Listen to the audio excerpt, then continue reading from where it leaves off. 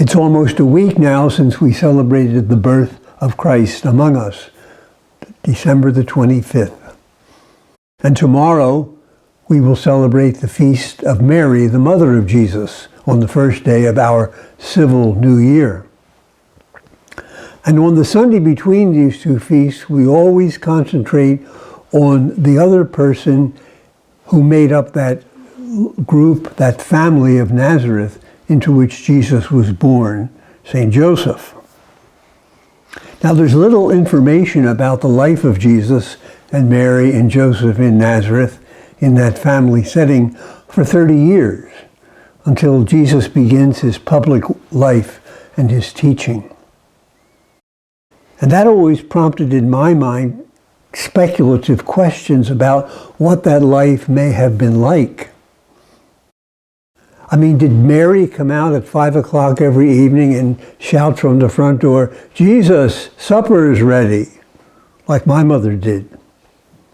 Or did Jesus miraculously appear at the table with his hands washed and his hair combed and his elbows off the table, like I was always enjoined to do? We're told in the scriptures that Jesus went down to Nazareth and became obedient to Mary and Joseph, and that he advanced in age gradually, like we do, from infancy to adulthood. Did he go through the terrible teens? Did his parents go through Jesus' terrible teens? Speculative questions, we don't know. And Joseph, who gets very little mention in the scriptures, we're told that he was a craftsman. Most people think that means a carpenter. I often wondered what Joseph said when he accidentally hit his thumb with the hammer in the shop. So we don't know much about the life of Jesus during those 30 years. But Jesus did have some things to say about family life when he began his teaching tour throughout the country. He said one day when his mother at least, and some of his kinfolk came looking for him, "Who is my mother? Who are my kin? Only those who do the will of my Father in heaven are mother and brothers and sisters to me."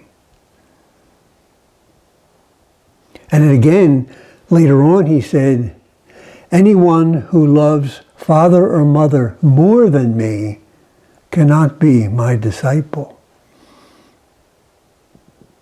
So we can speculate on what life was like at Nazareth, but Jesus' remarks and the fact that we are celebrating in these days the coming of God among us as a human being brings us back to the central meaning of Christmas.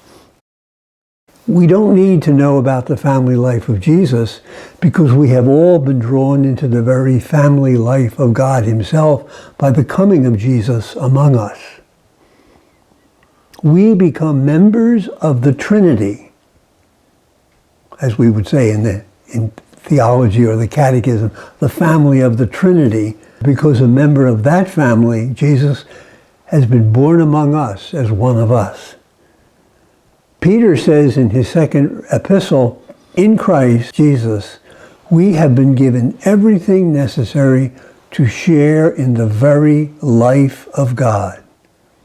And when you share in someone's life, you belong to that person's family.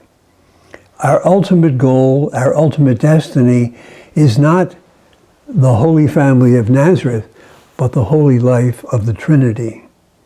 And that will be brought to fulfillment and completion when the babe of Bethlehem returns for the last time.